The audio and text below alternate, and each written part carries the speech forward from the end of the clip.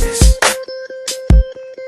Hey y'all, it's Nomad Fad back with another video for you guys today. As I promised, I'm doing another financial video, more specifically on what I'm good at, what I feel like I've mastered in the last couple years, credit. I feel like there are a lot of people out there advertising to like fix your credit and do all that fuck shit, and just TBH, I'm not gonna fix anything or offer to fix anything for you guys. I want to give you guys the tools to be able to monitor and build credit yourself. And just by simply stating the facts, I wasn't really given this information too much when I was younger, not by like my parents. I had my cousin, shout out to him, back when I was living in the South in Dallas. What's up?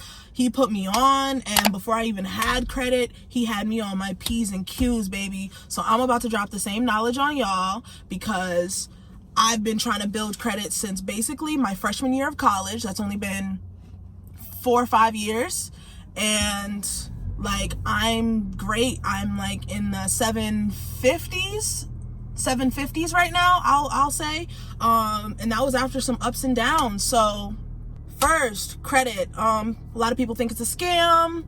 Either way, no matter how you feel about it, we need it, at least to survive in the US's capitalist system. You need it, so let's just work with it. Yes, nobody wants to spend money they don't have. We get it. I guess we can start off for me being in my 20s. I am 23. Today's my birthday. Woo woo, gang gang. Student loans. Student loans was a big thing for me. Terrible because you owe money to people for something that really should be free, an education. But good because that was the first thing that showed up on my credit report. It was the first thing that gave me quote unquote credit history or age of credit. It just put me on the map and said like I exist as an independent human being. At that point, without my student loans being on my credit report, I wouldn't have started building credit until I was probably 20. Luckily, I had loans at 17 when I became a freshman in college, and that's what started it off, which is good. Everybody says, you need at least 7 solid years of credit to be able to start, building your credit just solidly. Student loans allowed me to be about 5 years in now. Without that, I would have only been about 3 years in now with my, I guess, first credit card. That wouldn't have worked. I probably wouldn't have been able to get that credit card without the student loans being there to say, I'm my own person. I want to give tips on paying off student loans. There are subsidized and unsubsidized loans. I'll be honest with you. I don't want to get into the details of everything. I'll just tell you what has worked for me. A lot of times they just tell you, pay off your loans, you'll be fine, whoop, whoop, whoop. Better tricks that work are that your loan providers, loan service agencies, they really want to work with you. So what I learned for myself is instead of just saying like, oh, I have $500, let me go pay off a loan right now, and I just go put up a payment. When you're in college, you tend to have multiple loans spread out over multiple semesters, whether they be private or whatever, unsubsidized, subsidized. I realized it is best to go in, look at your account where it gives you an itemized view, aka what kind of loan you have, how much you owe, and what your interest rate is. Your interest rate is very important. I always say narrow your loans down by 2 things: which loans are the smallest and which ones have the highest interest rate. Why highest interest rate? Because those are the ones that are going to accrue interest the fastest. So if you have a loan that's not accruing interest while you're in school, great.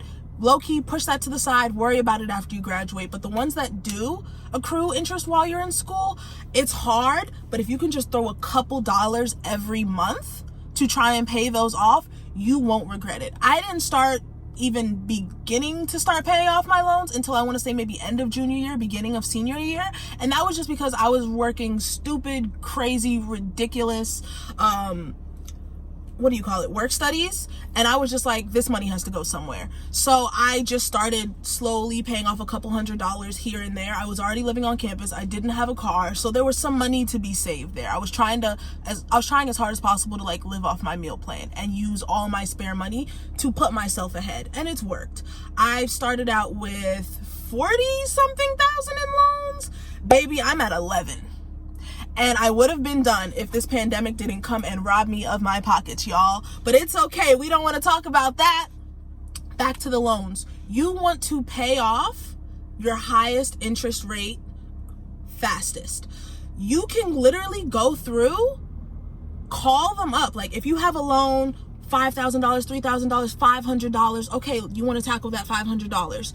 And you see that one has a really high interest rate or whatever the case may be, you can call up your loan service provider, give them the loan ID. Every loan has a loan ID. It's how you identify it.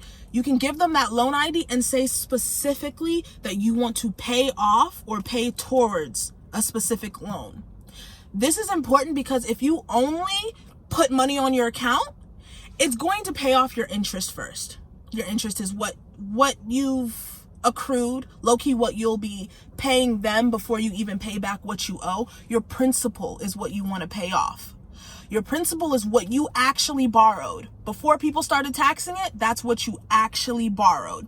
You want to pay that off because what happens is if your principal never goes down, your interest will completely continue to go up. You know what I mean? You go to the store and you buy something for $10 and there's tax on it.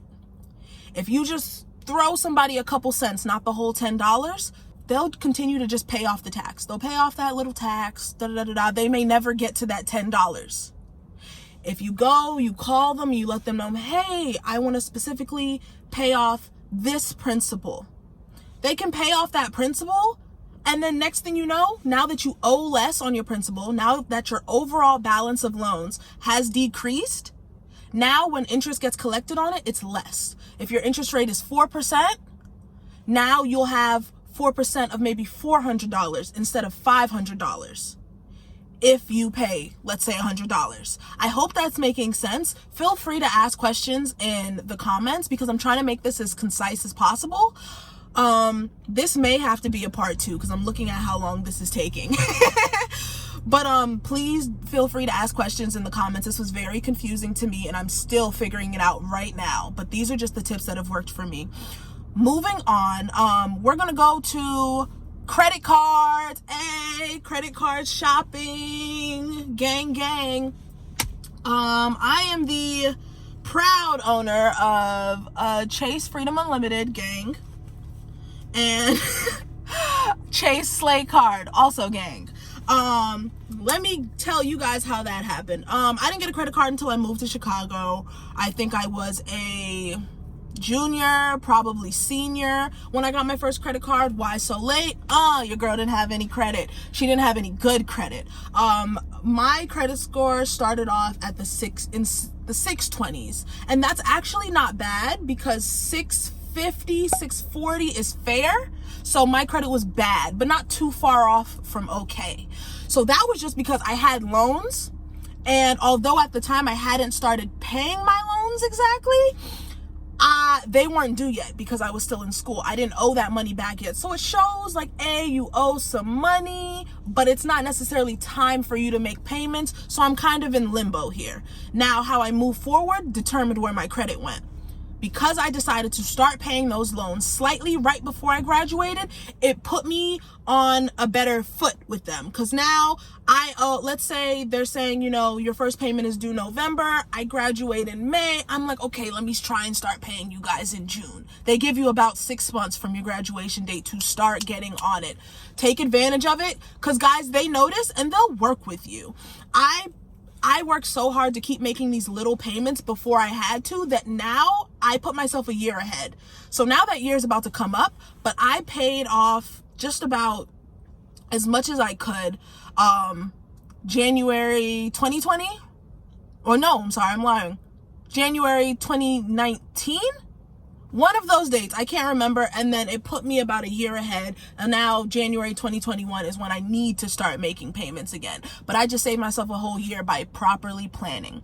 Now, as far as credit cards, 650 is a is a fair credit score. I would not try and apply for any credit cards before you hit that number. I know it can be tempting, I know it can be hard, but when you apply for a credit card or any big major purchases such as a car or a house, and sometimes even apartments, they don't have to be luxury apartments, those all fall under the category of hard inquiry. A hard inquiry is when they pull your credit, which basically means they took a look at it. They open up your whole little file, look at it, run you to pieces. They read you for filth, baby. And they say, if I give her some money, how likely is she to pay it back? Okay? They do that every time you make a big purchase or try to make a big purchase. A soft inquiry, on the other hand, is when companies take a peek at your credit. So they take a small look and it doesn't affect your credit negatively. Hard inquiries affect your credit negatively. Now those factors are all determined by the credit bureau that's doing the pulling, whoever's doing the pulling. And if you have any delinquencies on your account, which means you basically owe a lot of money or you've defaulted on some type of payment. So for me, I can't speak for everybody, my hard inquiries have always been low-key no less than 20 points. 20 points is a lot in the credit world, because when you're doing really, really well with your credit, sometimes for months on end, you can only see 1 or 2 point increases, okay?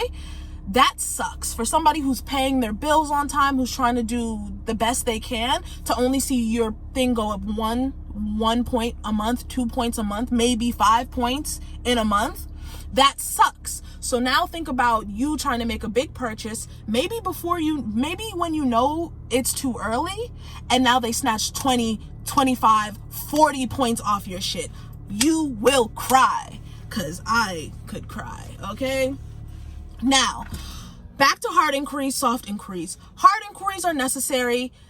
They fall off your file in about 2 years. So if you get a credit card in 2020, that information, that hard inquiry, will be gone when that 2-year mark hits. So 2022, it'll be gone. And then you'll be free to build more inquiries. It doesn't hurt to have a hard inquiry or 2 on your account. I try to stay under 2. Anything more than that, it starts looking like you're just a little too eager to bounce around. Soft inquiries, don't worry about that. Those are like your applying for a new cell phone account. Like if you want to get the latest iPhone with T-Mobile on a payment plan, they will do a soft inquiry. It usually doesn't even show up. You won't even know that they looked. But if it does show up, it usually doesn't hurt your score.